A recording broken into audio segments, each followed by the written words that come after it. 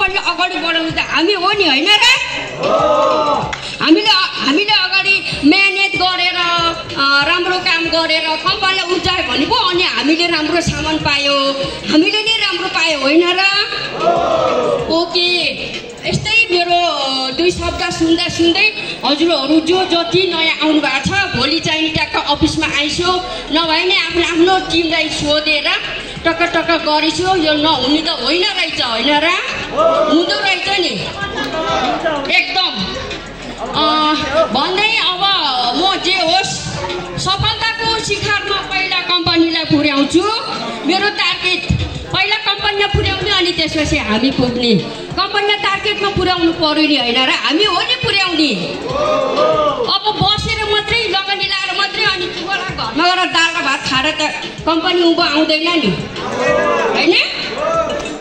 म त यतिको बोल्न नि, म हिजो हस्पिटलमा बसेर आएको, आज बिहानै म 3 घन्टा हस्पिटलमा बसेर आएको। हस्पिटलमा बसेँ, ज्वरो आएर मलाई त हिजो यस्तो सुन्दा आउनै सकिनँ।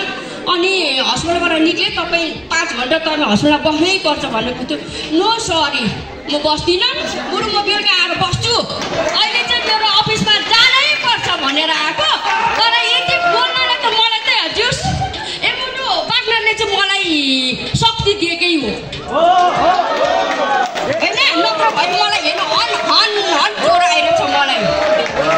भन्दै मेरो 2 शब्द यहीँ समाप्त गर्छु र सबैजना यहाँ जे जति पुरानाले अझै अगाडि बढ्ने टार्गेट गरौँ अनि जे जति नयाँ आउनुभएको छ उहाँहरूलाई पनि धेरै धेरै शुभकामना भन्दै मेरो 2 शब्द यहीँ निप्टाउँछु। धन्यवाद।